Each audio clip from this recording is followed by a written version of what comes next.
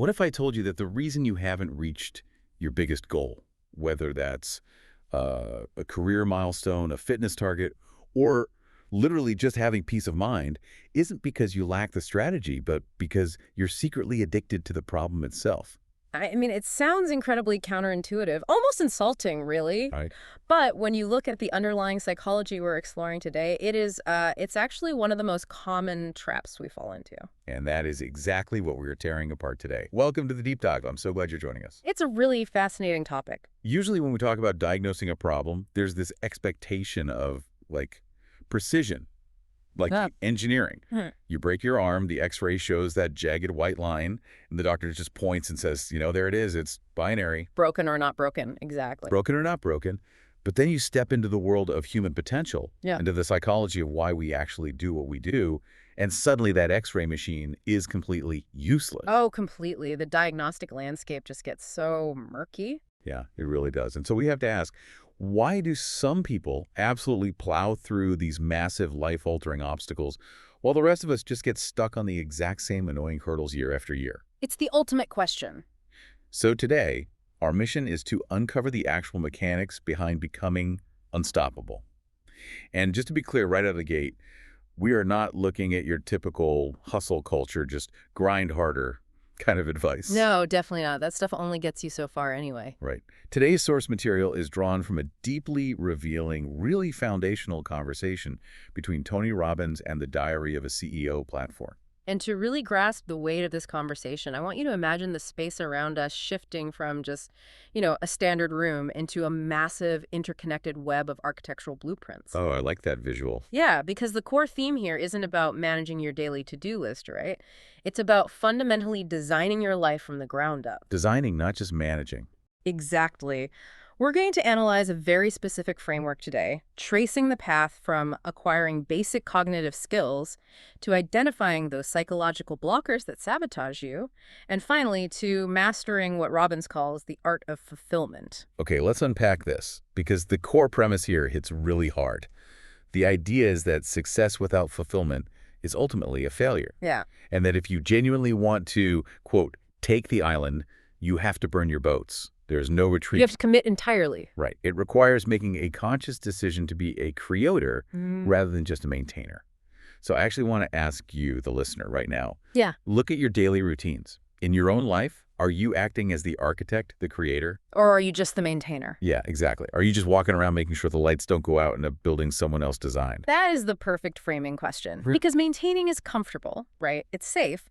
But creating is where the actual growth happens. And creating requires a very specific mental toolkit. Right. And before we get into the deep psychology of motivation, the framework points out that being a creator requires a foundation. It identifies 3 specific rapid learning skills that are absolutely necessary to thrive. And this isn't about learning a mechanical trade like coding or carpentry. It's really about how your brain processes reality. The breakdown highlights a progression of 3 distinct skills. The first is pattern recognition. Pattern recognition. Right. This is the ability to look at a chaotic situation and see what actually works. It's observing the world and spotting the invisible rules governing success or failure. Yeah, that makes sense. The second skill is pattern utilization. This is where you take those rules you've recognized and actually put them into practice in your own life. You actually use them. Exactly.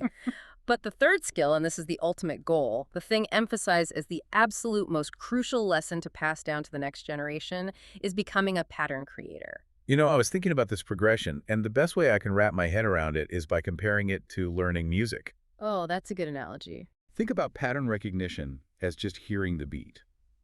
You listen to a ton of jazz, and suddenly you start to recognize the underlying structure of the genre.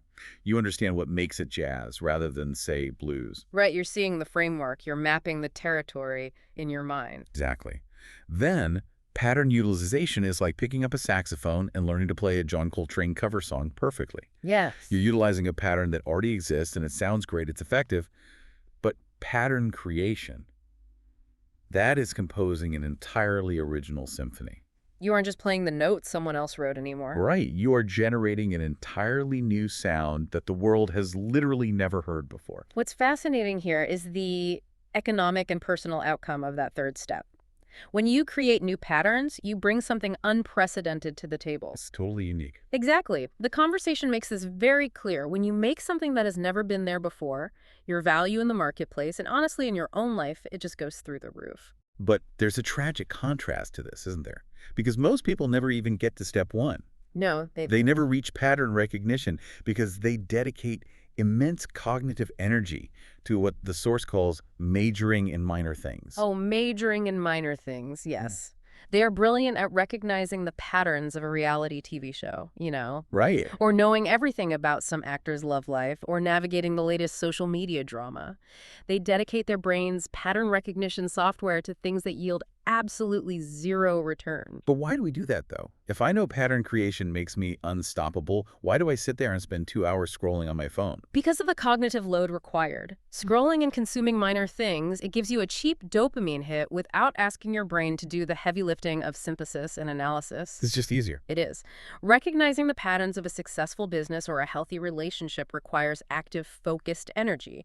It requires you to ask, why did that work? What was the variable? Most people default to passive consumption because it's biologically cheaper. That is so true. They're basically studying the blueprints of a dollhouse instead of the skyscraper, because the dollhouse is easier to hold. That's a great way to put it. But this brings up a massive question. Let's build a bridge here. Let's say I stop majoring in minor things. I stop scrolling, I dedicate my bandwidth, and I learn the patterns. Okay.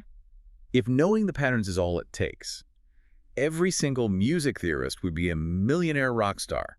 Every economics professor would be a billionaire. Why do so many people who know the how still completely fail to change? That right there is the crux of the entire psychological framework. Change is rarely a matter of ability. It is almost always a matter of motive. Motive over ability. Right. The how is usually glaringly obvious. Think about the physical fitness landscape. Roughly 60% of the population is overweight. Now, we have to ask the logical question, is that because the mechanics of physical fitness are incredibly complex? Right. Is losing weight a tightly guarded secret known only to the top 1%? I mean, no, obviously not. You don't need a PhD in biochemistry to know you should probably go for a walk and eat a salad instead of a donut. Exactly. Is getting fit too expensive to understand? No. The vast majority of people know the mechanics. The how is not the bottleneck here. So if the how isn't the problem, what is the actual sequence of a breakthrough? The discussion lays out this specific triad strategy, story, and state. Yes, the triad. And it argues that most people approach this completely backward. They look for the strategy, the how, first. Which is natural but flawed. Right, because now a good strategy is incredibly valuable. The right strategy can save you 10 years of trial and error. But if I hand you a brilliant time-saving strategy while you are in the wrong emotional or mental state, you're just going to look at it and say, oh, that's cool, and put it in a drawer. You'll do absolutely nothing with it. Which leads us to the deepest, most insidious layer of the story. The real problem isn't the lack of strategy. It's the limiting beliefs we tell ourselves. The narrative running on loop in the background. Exactly. I've tried everything. I'm just big-boned. I don't have the right background. Or, all the good ones are taken. You need money to make money. Yes. Belief is the invisible force controlling your life. This is the exact mechanism behind subconscious sabotage. Consciously, you want the promotion, you want the relationship, the health. Of course you do. But subconsciously, your story dictates that you aren't worthy of it, or that it's too dangerous to try and fail. And your subconscious will always win that fight. Always. It will literally cause you to burn your own blueprint right as the foundation is being poured. But how do I actually find my story? I feel like our stories are so deeply embedded we don't even hear them anymore. They just sound like the truth. If you want to identify your limiting story, look at your repeated points of friction. Look at the excuses you make when you fail to execute a strategy. Whatever phrase comes out of your mouth to justify why you didn't do the thing that is your story. Wow. The brain is a master at making those subjective stories feel like objective, immutable reality. Okay, so if our story and our emotional state are the things actively blocking us from using this strategy, how do we blow past them? What are the fuel that powers that shift? That's the million-dollar question. Because here's where it gets really interesting. The material we're looking at completely redefines how we think about the fuel for change. It actually rejects the word motivation entirely, preferring to look at what drives human beings. Drives, not motivation. Right. And it divides these drives into push motivation and pull motivation. Let's break down the mechanics of push motivation first. This is when you are relying on sheer willpower. You are forcing yourself to do something. You are gritting your teeth, setting the alarm for 4 a.m., and demanding performance. Now, I'm going to challenge this a bit. Look at elite athletes. Look at guys like David Goggins or, Olympic sprinters. Yeah. They seem to run entirely on pure willpower, on that aggressive push. Are you saying they are all doing it wrong and are doomed to burn out? It's a great distinction to make. Push motivation is highly effective for seasonal, acute challenges. An athlete pushing through the final mile of a marathon absolutely needs willpower. Right, you just have to get it done. But willpower is fundamentally finite. From a physiological and psychological standpoint, it requires massive conscious effort. Push motivation is like using your car's starter motor to drive down the highway. Oh, that's interesting. It's meant to get the engine turning, but if you rely on it as your main source of propulsion, it will overheat and melt. Eventually, no matter how tough you are, your willpower depletes. That makes a lot of sense. The starter motor analogy is perfect. Yeah. So what is the alternative then? Pull motivation. Pull is entirely different. Pull happens when you find something so magnificent, something you care about so much more than yourself, that you are naturally drawn toward it. It's not a struggle. Exactly. It's not you burning rocket fuel to fight gravity. It's you entering an orbit and letting gravity do the work. And unlike willpower, the energy provided by pull motivation is essentially limitless. And the material highlights a really striking psychological reality about why pull is so powerful, it forces you to escape the confines of your own ego. Yes, this is huge. Focusing exclusively on yourself actually makes you weaker because of what is called the mind's reductionism. The human mind, when left to its own devices and focused inward, is a machine designed to find problems. It will always find a problem. Always. Oh, wow. Will always find something that isn't good enough. That's the survival mechanism at play right there. Your brain isn't designed to make you happy, it's designed to keep you alive. Right. Which means it's always scanning for threats and flaws. You get the dream car, but a week later you're annoyed by a smudge on the windshield. You get the dream job, but the commute is 10 minutes too long. The mind reduces your achievements to their flaws. But when you are serving others, when you are operating on pull motivation, your mind isn't trapped in that loop. You aren't constantly evaluating your own status or comfort. You are fully present with the people you are helping. You escape the trap of the self. And if we connect this to the bigger picture, finding that pull motivation stems from a very rapid, split-second cognitive process that happens every single time we encounter an event. Okay, what's the sequence? The sequence is focus, meaning, emotion, and action. What you focus on determines the meaning you assign to the event. That meaning generates an emotion in your body, and that emotion dictates your resulting action. I want to ground this in reality because this is the perfect time to bring in the core story from the material we're analyzing. It perfectly illustrates this exact cognitive sequence. Let's walk through the Thanksgiving story. Yeah, it's a profoundly defining anecdote. Robbins shares a scene from his childhood. It takes place on Thanksgiving Day. Right. His family is struggling financially, unable to afford a Thanksgiving meal. There is a lot of tension in the house. The parents are arguing. And suddenly there is a knock on the door. His father answers it, and standing there on the porch is a tall stranger holding 2 bags of groceries and an uncooked turkey in a pan. A completely unexpected act of charity. Now, look at how the focus, meaning, emotion, and action sequence plays out in 2 radically different ways for the 2 people standing in that hallway. Let's analyze the father's cognitive sequence first. His focus immediately zoomed in on the fact that another man was providing for his family. Right. His inability to provide. Exactly. Because of that specific focus, the meaning his brain assigned to the event was that he was a failure, that he was utterly worthless as a husband and a father. That's heartbreaking. It is. And that meaning generated an intense, toxic emotion, a cocktail of anger, emasculation, and shame. And that emotion led to his action. He slammed the door on the stranger and muttered about his own inadequacy. He didn't even want the food. But his son, who witnessed the exact same objective reality, ran a completely different sequence. His focus wasn't on failure. His focus was on the simple fact that strangers care. Strangers care. He gave the event the meaning that people are inherently good and that the world is a supportive place. This generated an emotion of immense joy, relief, and gratitude. And his action. He made a decision, right then as a young boy, that someday he would pay it forward and do the same for others. Groceries on a porch. One objective event processed through two different filtering lenses, resulting in two entirely different life trajectories. And the ripple effect of that son's focus is staggering. He didn't just feel warm and fuzzy about it, he took action. When he was just 17 years old, he went to a grocery store to buy food for two families. Just a teenager. Yeah. He actually haggled with the manager, got a 10% discount from a guy he jokingly called a cheap bastard, and fed two families anonymously. Wow. The next year was 4 families, then 8. He got his employees involved as his company grew. It scaled to millions of people. And eventually, it led to a stated goal of providing 1 billion meals in the United States over a 10-year period. 1 billion meal. All of that, billions of meals, traced back to a single shift in focus on a day when he had absolutely no food. His worst day literally became his best day. It's a masterclass in how meaning dictates trajectory.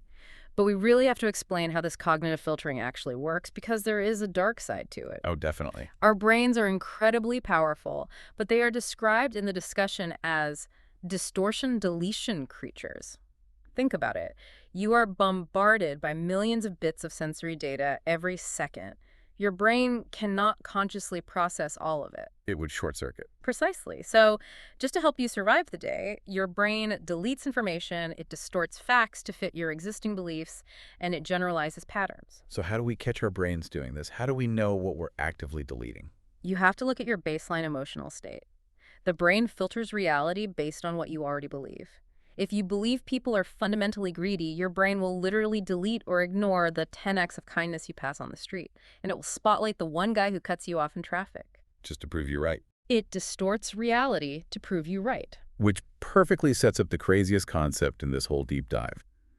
While the Thanksgiving story shows how we can use that filtering system to create a positive, expansive connection, we are so often wired to seek out a negative type of connection. This brings us to what might be the most shocking claim we're exploring today. If you ask people what the biggest drug on earth is, they will usually say cocaine, fentanyl, alcohol, maybe social media. Sure. But the argument made here is that the biggest drug on earth is problem. Problems, that blows my mind. Yeah. People are literally addicted to having problems. Yeah. I want you, the listener, to think about your last conversation at the water cooler at work or, in your family group chat. Oh, that's a great test. Were you bonding over a shared goal and exciting vision for the future? Or were you trauma bonding over how terrible management is, or complaining about the economy, or gossiping about a mutual friend's disaster of a life? Most people use shared misery as their primary way of connecting. They argue over significance by comparing traumas. One person says, I had a terrible day, I sat in traffic for an hour, and the other immediately counters with, you think that's bad, my car broke down and my boss yelled at me. It's like a competition. It is. They are using their problems as a currency for connection and significance. So let's look at the mechanics of this. Why? Why would we actively choose to be addicted to a drug that makes us miserable? Because it serves as a highly effective defense mechanism. This addiction to problems masks a much deeper primal fear, the fear of not being enough. Not being enough. And that fear is rooted in the ultimate human terror, which is the fear of being unloved. The feeling of being worthless or unloved is described psychologically as a kind of internal death. That's heavy. It's incredibly heavy. So people will cling to their problems, to their victimhood, because it at least guarantees them some form of attention. It guarantees a form of connection, even if it's toxic. Complaining feels safer than risking failure and confirming that deep-seated fear that you aren't enough. Which brings us full circle back to the very beginning, the stark difference between achievement and fulfillment. The framework points out that the science of achievement has very clear, immutable rules. If you want to build wealth, there are financial laws, compounding interest, cash flow, margins. Right. If you follow the rules, you get the result. It's a science. But fulfillment is an art. It is wildly subjective. What fills you with a profound sense of meaning might feel like absolute torture to me. The metaphor used is a red square. A red square. Yeah. For one person, spending 10 years painting a perfect red square might be the ultimate expression of their soul. For someone else, fulfillment comes from family, or coaching Little League, or building a tech startup. The rigid rules of achievement won't help you discover your personal art of fulfillment. You can master the science of achievement, get incredibly rich, and still be totally miserable if you haven't mastered the art of fulfillment. Exactly. And to discover that art, to find your red square, you have to follow the universal law of growth. Grow or die. Everything in the universe is either expanding or decaying. There is no static middle ground. No, maintaining is just a slow decay. Right. To find what actually fulfills you, you have to constantly put yourself in new environments. You have to get around things you aren't used to and see what hits you, what resonates. You have to continually grow so that you actually have something of value to give to others. It becomes a virtuous cycle rather than a vicious one. Right. You grow, you have more capacity to give. That giving provides meaning, which is your pull motivation, and that meaning fuels even more growth. It just keeps building. And this cycle doesn't stop once you reach a certain tax bracket. Robbins himself continues this cycle through massive green energy investments and hosting free virtual events like Time to Rise, constantly seeking new ways to stretch that capacity to give. So, to summarize the blueprint we've unrolled today, we started with the absolute necessity of mastering the 3 skills of pattern recognition, utilization, and creation, instead of wasting our cognitive load on minor things. Right. But we learned that even the most brilliant strategy in the world is totally useless if your internal story and your emotional state are secretly sabotaging you. We challenged the idea of willpower, discovering that relying on the push of pure discipline will eventually melt your engine, and that limitless energy only comes from the pull of serving something greater than yourself. Spot on. And finally, we saw how controlling your focus in a split second can turn your worst day into a catalyst for feeding billions, while ignoring your focus can leave you helplessly addicted to your own problems. And as we roll these blueprints back up, I want to leave you with one final thought. We spent a lot of time today discussing how our brains are distortion and deletion creatures, filtering reality to match our deeply held stories. But let's extrapolate that. We are currently racing into an era where we are training artificial intelligence on human data. If our brains are fundamentally wired to distort reality, ignore the positive, and constantly scan for threats and toxic problems, what exactly are we teaching the AI? Are we just writing code that automates and scales our own limiting beliefs and fears of not being enough? Wow, that is exactly why we do these deep dives. To find the jagged line in the murky water, look at the mechanics of our own minds, and ask the hard questions before we build the future. Thank you for joining us today, for stepping out of the comfortable maintainer role and choosing to do the hard work of being a creator. Keep questioning your patterns, keep rewriting your story, and we will catch you on the next one.